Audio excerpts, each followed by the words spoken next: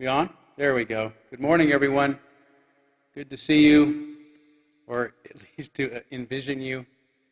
Welcome to the Unitarian Universalist Church of Spokane, where our mission is to join together to create a nourishing liberal religious home and to champion justice, diversity, and environmental stewardship in our wider world. Or as we say in short, to create community, find meaning, and work for justice.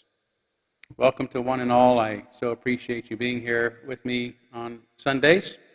I know you're not physically in the space as is often seen on our stream. It's an empty space, but these chairs are really placeholders for when we all come back together. They are visual chalices that contain our community. So I welcome the empty chairs before me today, knowing that your spirits are here in this place, even as your eyes are watching from home. So welcome to one and all. Welcome to all that you bring with you to this space. As always, your unique beliefs and your background, your lifestyle, your experiences, all that helps make you who you are is welcome here today. So welcome to one and all. Also want to welcome anyone who might be joining us for the first time. We might have some guests streaming with us, and we're very glad to have you with us as well. And I want to start by thanking Todd Milne again for getting us started with some of his extraordinary music. He's going to be playing some other pieces as our service proceeds, and it's been a real help at this difficult time where we can't have musicians in or live music. So Todd, thank you so much again for... Thank you. Todd says thank you. So I should also start with Happy Mother's Day. I usually sort of ask, how many new mothers we have and how many mothers have the most kids and all that, but we don't have that opportunity today, so Happy Mother's Day to all of you who are mothers. And I always like to kind of remember that Mother's Day really didn't start as a way to honor our mothers, but it's a way of mothers to honor their children. Mothers who were disturbed by the number of children that get pulled away to participate in warfare around the globe and oftentimes never come back. And so Mother's Day is as much about the expression of mother's love as it is appreciation for our own mothers or for those in our lives who have mothered us. So not only do I wish you a happy Mother's Day, but I want to honor that spirit of unconditional love that puts itself out there to protect the children of the world. We need it now as much as ever. And I do want to remind you again that there is an anonymous couple in our congregation, speaking of children, who generously offered to contribute a matching grant of up to $10,000 for contributions made to the Vanessa Behan Center, a place where parents who are in need can bring children for a stay where they can be well cared for, whether it's a day or a weekend or something even longer at times. And that opportunity is going to be available throughout May. Again, you can go to the website, which is www.vanessabehan.org/UUCS match. So vanessabehan.org/UUCS match to make a contribution. And thank you all for your generosity. And also got this request to make an announcement on behalf of the Creating Community team. It will be using Zoom to host a question and answer session with me on Tuesday, May 14th at 5 p.m. Tuesday, May 14th at 5 p.m. That's coming right up. And to participate, you are invited to submit your questions prior by email to the Q&A. There's the link to access the Zoom meeting is going to be sent out in an all-church email on Wednesday, May 13th. Okay, that makes better sense to me. So not Tuesday, but Thursday, May 14th. Let me just double check that I know what day of the week it is. Yeah, okay. So that'll be Thursday, May 14th, not Tuesday. And an all-church email will go out giving you the link. And members who don't have computers can join the meeting by telephone. If you have any issues using Zoom, you can call the office for questions. Details can be found on our church website. So I'm actually sorry I don't have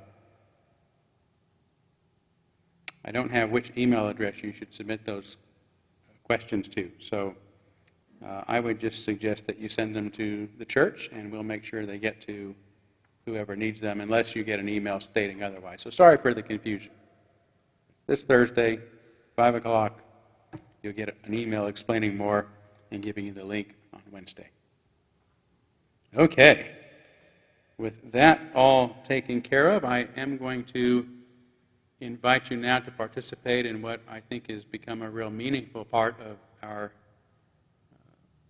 virtual service, our distance service, and that is greeting one another via text or email or even a quick phone call. We'll only be doing it for a couple minutes, but I do hope that this is an opportunity for us to continue to express our love and support to one another at this time. So please take some time to greet one another from home.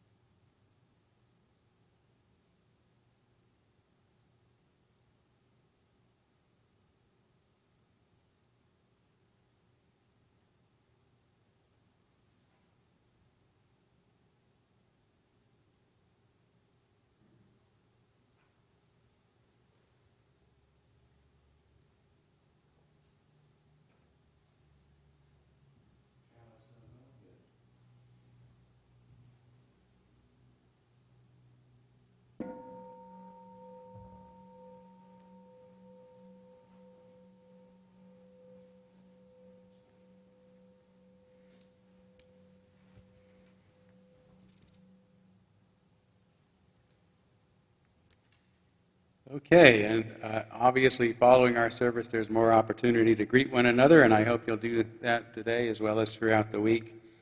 Staying in touch at this time is important. For now, we are going to recite the words to our chalice lighting. Our chalice, the symbol of our faith, a symbol of our unity and our solidarity, of our openness and our inclusion, of our community and our individual uniqueness. May this small flame be our offering of warmth to those who are cold and alone, and a light to those in darkness.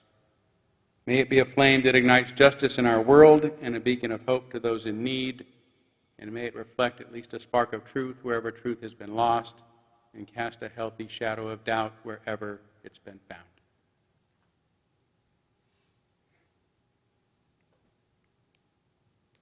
Since my sermon is going to be on Kahlil Gibran's work, The Prophet, today, I thought it'd be nice to have all of our readings come from this profound gift that Kahlil Gibran left with us.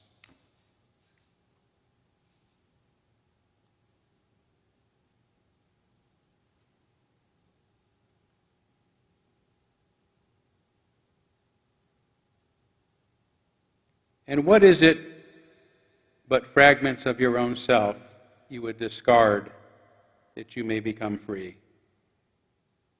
If it is an unjust law you would abolish, that law was written with your own hand upon your own forehead. You cannot erase it by burning your law books, nor by washing the foreheads of your judges, though you pour the sea upon them. And if it is a despot you would dethrone, see first that his throne erected within you is destroyed. For how can a tyrant rule the free and the proud, but for a tyranny in their own freedom and a shame in their own pride?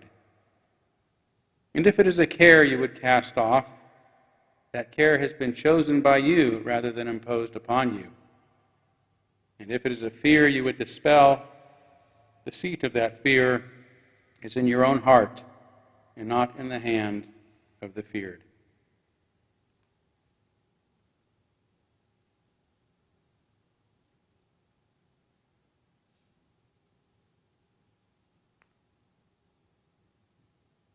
I ask you now to take a few moments to think about those who are most on your hearts and minds this morning, the people you love and are used to being around perhaps, but have not been able to do so because of the stay-at-home and social distancing going on, people you're concerned about who you can't reach out to as well as you would like during these times. I did not receive any specific requests today for our candles of care, but as you light your candles at home, be they virtual candles, the light within your own heart, physical candles, or just let the candle over my shoulder reflect a candle of care for all of us. Let's take a few moments of silence on behalf of those that we're thinking of today.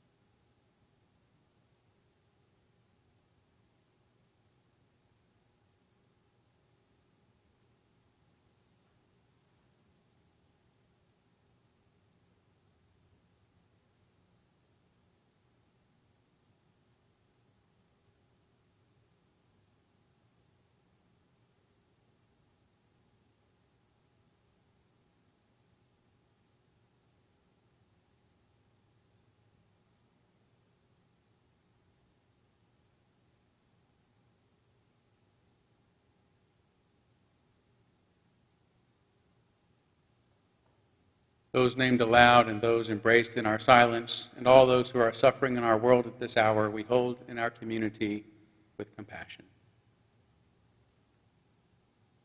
And I am now going to have our story for all ages, so gather around if you're interested in hearing a story for all ages. And I heard last week when Purple was here that my friend Max said that his two favorite characters are Purple and Marty, Professor Marty Pants. That's Pants with a Z. Yes, Pants with a Z. So hold on one second while I bring our special guest up from the secret stairwell under the pulpit.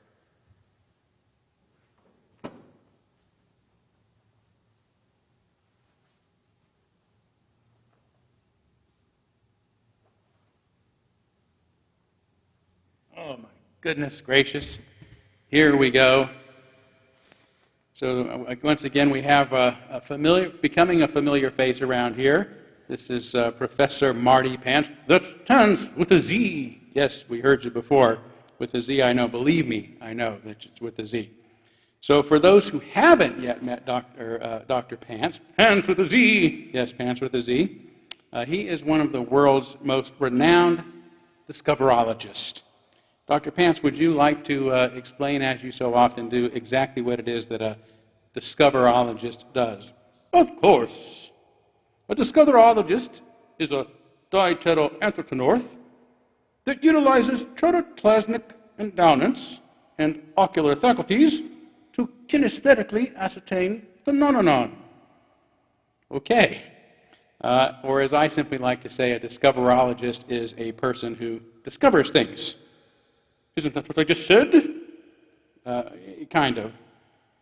Anyway, what are some of your most recent discoveries, Dr. Pants? Pans? Well, I discovered the coronavirus. You discovered the coronavirus. How on earth did you discover the coronavirus? By watching television, of course.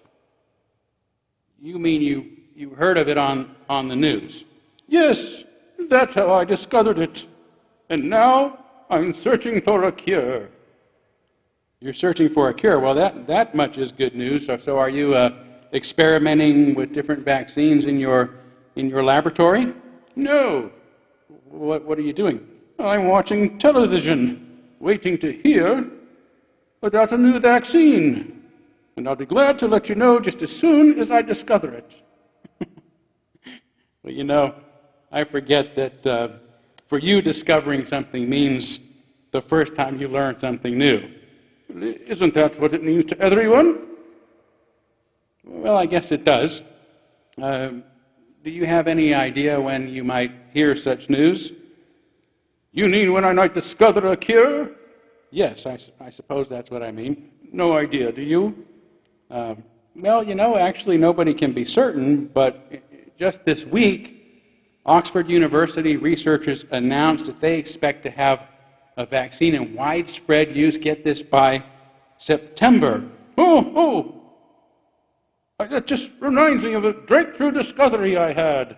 A breakthrough discovery? Well, that's great. What is it? Oxford University researchers expect to have a vaccine by September. That's what I just said. Yes, and I discovered it. Okay. Discovered what? I discovered what you just said. Okay, well, whoever discovers it, I'm glad to have heard such good news. You're very welcome. Thank you, Professor Pants. It's always great having you and learning about your newest discoveries. That's Pants with a Z.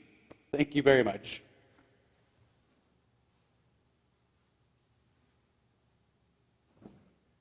Oh, thank you, Dr. Pants. And Max, that one was for you, buddy.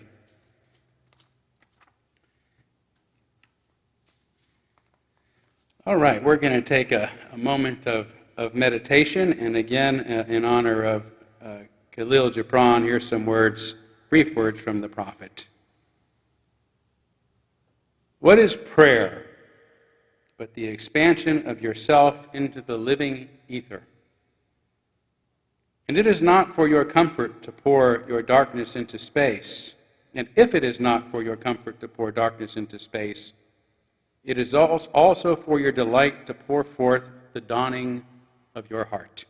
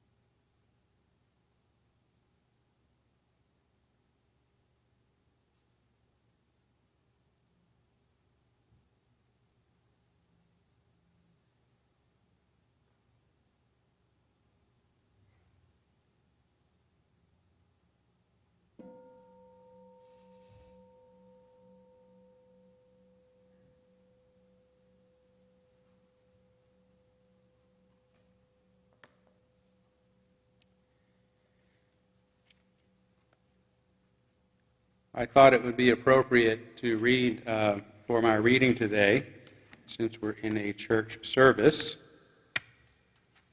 Kahlil Gibran's chapter on religion, a short chapter. And an old priest said, "Speak to us of religion." And he said, "Have I spoken this day of aught else? Is not religion all deeds and all reflection? And that which is neither deed nor reflection, but a wonder and a surprise ever springing in the soul, even while the hands hew the stone and tend the loom? Who can separate his faith from his actions or his belief from his occupations?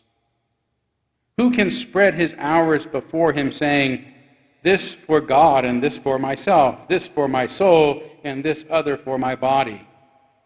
All your hours are wings that beat through space from self to self. He who hears his mortality, but as his best garment, were better naked. The wind and the sun will tear no holes in his skin, and he who defines his conduct by ethics imprisons his songbird in a cage. The freest song comes not through bars and wires, and he to whom worshiping is a window, to open but also to shut, has not yet visited the house of his soul, whose windows are from dawn to dawn. Your daily life is your temple and your religion. Whenever you enter into it, take with you your all. Take the plow and the forge and the mallet and the lute, the things you have fashioned in necessity or for delight. For in reverie you cannot rise above your achievements, nor fall lower than your failures. And take with you all men. For in adoration you cannot fly higher than their hopes, nor humble yourself lower than their despair. And if you would know God, be not therefore a solver of riddles. Rather look about you, and you shall see him playing with your children. And look into space, you shall see him walking in the cloud, outstretching his arms in the lightning and descending in the rain. You shall see him smiling in the flowers, then rising and waving his hands in the tree.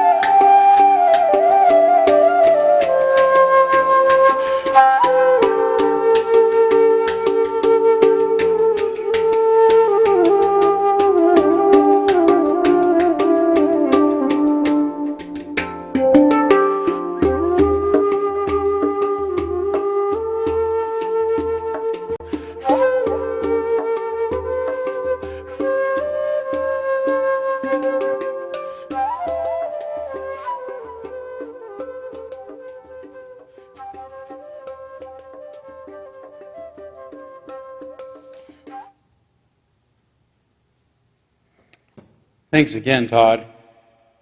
Is your music available online if people want to buy an album or a CD or? Yes, milnesounds.com. milnesounds.com. I think Sounds with an S. sounds with an S. milnesounds.com. And Milne is M-I-L-N-E. M-I-L-N-E, milnesounds.com. And I think we should all just do that. Todd has been here faithfully every week to help us conduct services under difficult times. And now he's gifting us with his music on Sundays. And I know he's not working as much as he would like due to, like a lot of folks, due to the coronavirus elsewhere. So what a way to show our gratitude, make a great extra Mother's Day gift for yourself, or just a gift of music for yourself. So I encourage everyone to do that, Todd. Yep. So my sermon today is the sermon that I was going to give last week, but then switched the two. So we'll be caught up next week. So this sermon is entitled The Pseudonymous Writings of Kahlil Gibran on Earth. A little background, it was almost 100 years ago, almost, in 1923, that Alfred A. Knopf published The Prophet by Kahlil Gibran. It is a beloved mixture of fiction, poetry, art, philosophy, religion, and pure eloquence, with influences from Christianity, Islam, Sufism, Baha'i, Transcendentalism, Romanticism, Modernism, and Surrealism. It was written by an author born in the 19th century Lebanon, who began his literary career in Arabic, but wrote The Prophet as a 20th century American in English. Perhaps its eclectic origins and content help explain why it has since been translated into more than 100 languages, has never gone out of print, and continues to sell thousands of copies around the world every day. The book begins with the prophet al-Mustafa climbing a hillside in the city of Orphalese, where he has been stranded 12 years awaiting a ship to come and return him to his homeland. This is the day, of course, that he finally spies the ship's arrival. Then the gates of his heart flung open, and joy flew far over the sea, and he closed his eyes and prayed in the silences of his soul. But as he descended the hill, heading toward the harbor, an unexpected sadness came over him. Too many fragments of the Spirit have I scattered in these streets, and too many are the children of my longing that walk naked in these hills, and I cannot withdraw from them without a burden and an ache. Yet al-Mustafa, whose name means chosen one, knew he could not remain in the place he only now realized had become a second home. For a voice cannot carry the tongue and the lips that gave it wings. Alone must it seek the ether, and alone and without his nest shall the eagle fly across the sun. The people of Orphalese also saw the ship's arrival and understood what it meant. Like al-Mustafa, they hadn't fully considered the impact his eventual departure would have. And the elders of the city stood forth and said, "Go not away from us. A noontime have you been in our twilight, and your youth has given us dreams to dream. No stranger are you among us, nor a guest, but our son and our dearly beloved. Suffer not yet our eyes to hunger for your face." And the priest and priestesses said unto him, "Much have we loved you, but speechless was our love, and with veils it has been veiled. Yet it now cries aloud to you, and would stand revealed before you, and ever has it that love knows not its own depth until the hour of separation." Al-Mustafa said nothing. He only bent his head, and those who stood near saw tears falling upon his breast. But a wise woman, a seeress named Almitra, came from within the city temple, the first person to have welcomed Al-Musattva and to call him a prophet of God. "And now your ship has come," she said, "and you must needs go. Deep is your longing for the land of your memories and the dwelling place of your greater desires, and our love would not bind you, nor our needs hold you." But before his departure, Almitra asked that he leave them with his truth. "And we will give it to our children, and they unto their children, and it shall not perish. In your aloneness you have watched with our days, and in your wakefulness you have listened to the weeping and the laughing of our sleep. Now therefore disclose us to ourselves, and tell us all that has been shown you of that which is between birth and death." And so the scene is set. The prophet is asked to share the sum of his wisdom before his departure. What follows is sublime poetry that elevates the ordinary and practical concerns of human life to heavenly heights. The prophet's liquid, floral prose is so serene, it's easy for the reader to miss the earthly nature of its subject. He isn't speaking of God or of the afterlife or of the secret meaning of ancient religious text. He's asked to speak of simple matters that have impacted human existence since its awakening: love, marriage, children, eating and drinking, clothing, housing, crime and punishment, laws, pain, and so forth. Pierre Teilhard de Chardin famously said, "We are not human beings having a spiritual experience, we are spiritual beings having a human experience." Yet in his flawless mastery of the English language, Gibran almost invisibly flips this paradox to indicate human experience is spiritual experience to begin with. There is no such dichotomy. Our ordinary earthly experiences are the most profound and the only incubator of insight, meaning, and growth.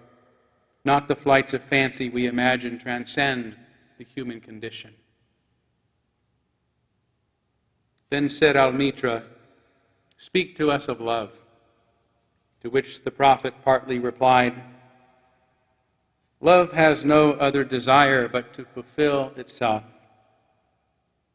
But if your love and must needs have desires, let these be your desires, to melt and be like a running brook that sings its melody in the night, to know the pain of too much tenderness, to be wounded by your own understanding of love, and to bleed willingly and joyfully."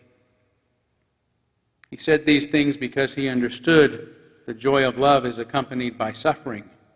When love beckons you, follow him, though his ways are hard and steep. And when his wings enfold you, yield to him, though the sword hidden among his pinions may wound you.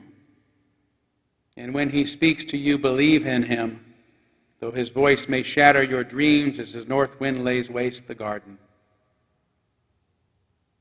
From love to marriage to having children to building a home, ordinary people ask the prophet for advice about ordinary things, which he responds to in extraordinary ways.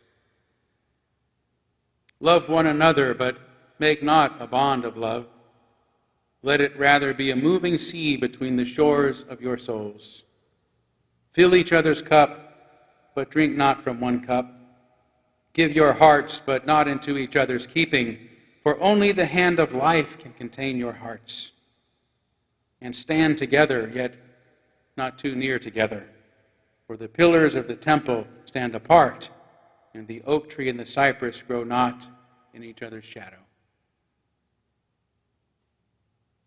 And a woman who held a babe against her bosom said, "Speak to us of children." And he said, "Your children are not your children. They are the sons and daughters of life's longing for itself. They come through you, but not from you. And though they are with you, yet they belong not to you. You may give them your love, but not your thoughts, for they have their own thoughts. You may house their bodies, but not their souls, for their souls dwell in the house of tomorrow, which you cannot visit, not even in your dreams. Then said a rich man, "Speak to us of giving." And he answered, "You give but little when you give of your possessions. It is when you give of yourself that you truly give. For what are your possessions but things you keep and guard for fear you might need them tomorrow? And what is fear of need but need itself? Is not dread of thirst when your well is full, the thirst that is unquenchable? For in truth, it is life that gives unto life, while you, who deem yourself a giver, are but a witness." Then an old man, a keeper of an inn, said, "Speak to us of eating and drinking." And he said, "When you kill a beast, say to him in your heart, by the same power that slays you, I too am slain, and I too shall be consumed. For the law that delivered you into my hand shall deliver me into a mightier hand. And when you crush an apple with your teeth, say to it in your heart, your seeds shall live in my body, and the buds of your tomorrow shall blossom in my heart, and your fragrance shall be my breath, and together we shall rejoice for all the seasons." Then a plowman said, "Speak to us of work." And he answered, saying, "You work that you may keep pace with the earth and soul of the earth.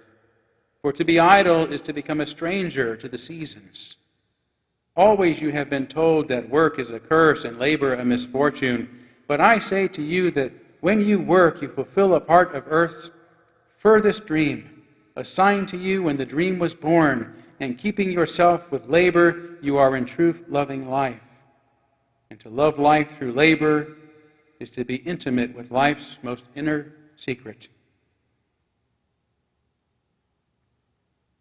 Then a woman said, "Speak to us of joy and sorrow." And he answered, "Your joy is sorrow unmasked, and the selfsame well from which your laughter rises was oftentimes filled with your tears.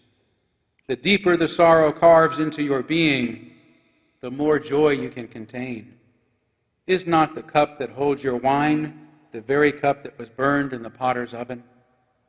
Some of you say joy is greater than sorrow, and others say, nay, sorrow is the greater, but I say unto you, they are inseparable."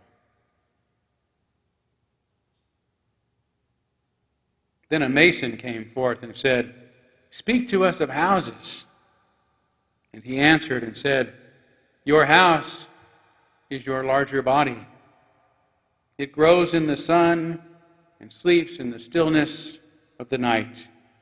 And it is not dreamless. Does not your house dream? And dreaming leave the city for the grove or hilltop? Your house shall be not an anchor, but a mast. You shall not dwell in tombs made by the dead for the living.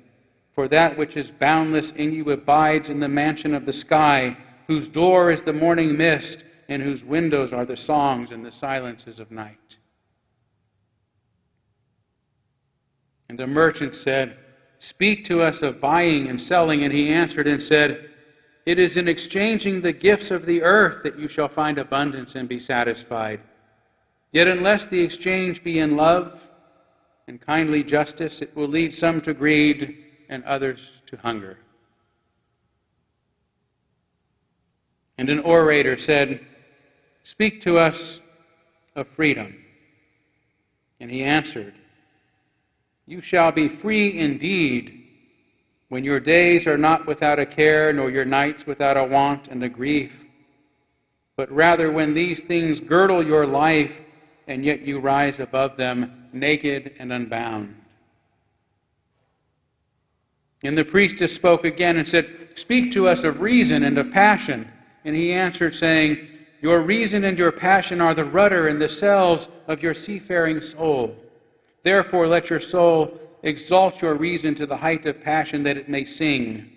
And let it direct your passion with reason, that your passion may live through its own daily resurrection, and like the phoenix rise above its own ashes."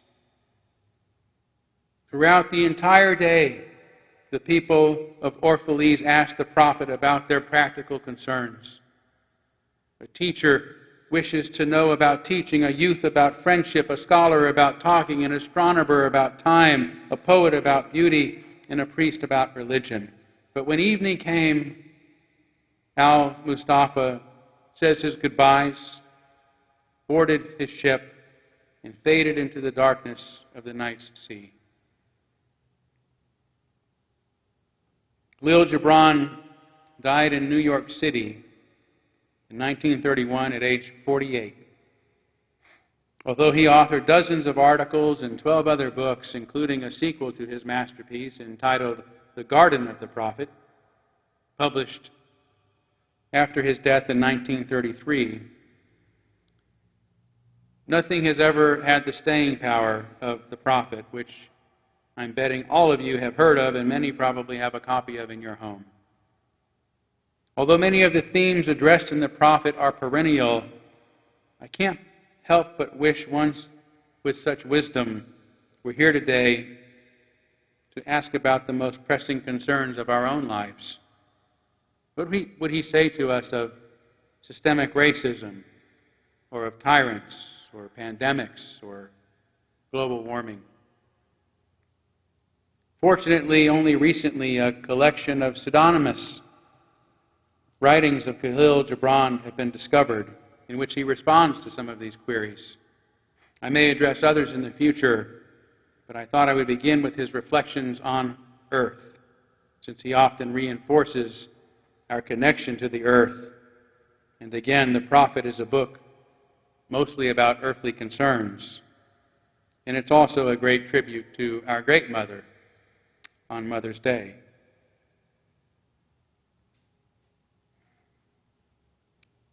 Then a gardener came forward and said, "Speak to us of the earth." And he said, "Disdain not the earth, lest you disdain yourself. For you are of the earth, and you are the earth. Till her soil, and scratch your own skin. Tend her gardens, and cultivate your own being. Harvest her fruits, and taste your own worth. So do not forget her in your doings, lest you forget yourself.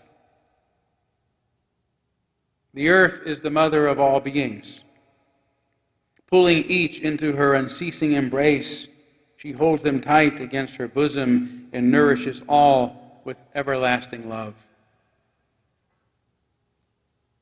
Yet the longing of leaving is the father of life, calling upon you to rise tall toward the sun's light in heavenly charts. Mother pulls and father pushes, mother holds and father releases. Yet even as one foot lifts away, the other rests more firmly upon the ground. Hence do you move through life, lifting and falling, holding and releasing, forgetting and remembering who you are. Yet by resisting her love, you gain the strength to crawl, then to walk, then to leap and climb. The firmer her hold, the more independent you grow, until her love makes you strong enough to surmount the highest heights, and surmount them you must. Yet your mother's love never ends, and her embrace is the widest of hoops. It fills the valleys like morning mist, and tucks away the mountains with fresh blankets of snow and night. Only by pressing down can you lift yourself up. Your days pass in ascension, yet each end's nestled flat against her clay pillow. Until your final ascension is reached and your last night is spent against the rhythms of her quiet pulse. And though you depart the home of your larger body to befriend the seasons and seek your house of tomorrow, notice the mother's hearth encompassing you everywhere. Say your noontime prayers within a cathedral of cedars. Hear her hymns and lullabies sung beside a babbling brook or lazy river. Look to the mountains to find stillness in your haste and strength in your fatigue. Let the harsh sunlight she's kneaded into green fields and forests please your eyes. And in seeing all these things, remember who you are and that your journey away is upon the path of your journey's own returning. Speak of the earth, you say? Listen to your own heart and let her speak for herself. Or to the sound of the lark at the breaking of day, or to the harmony of frogs and cicadas singing in the silent night, or to a soft breeze rustling over golden grains, or to the crunch of a forbidden pear stolen from the Garden of Eden, or to a gentle rain stepping softly upon her back like the sounds of your own footsteps. Only then shall you know the earth, and hence come to deeply know yourself, where you come from, the path you are upon, and the end of your journey. You are both the container and the contained, the clay pot, its emptiness, and its longing to hold itself.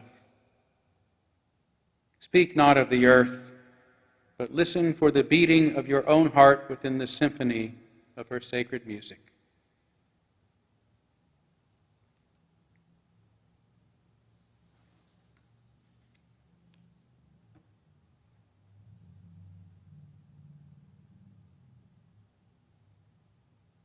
For our benediction. And he said, "Patient over patient is the captain of my ship. The wind blows, and restless are the sails. Even the rudder begs direction. Yet quietly my captain awaits my silence. And these mariners who have heard the choir of the greater sea, they too have heard me patiently. Now they shall wait no longer. I am ready. The stream has reached the sea, and once more the great mother holds her son against her breast." Peace, shalom, salam alaikum, amen.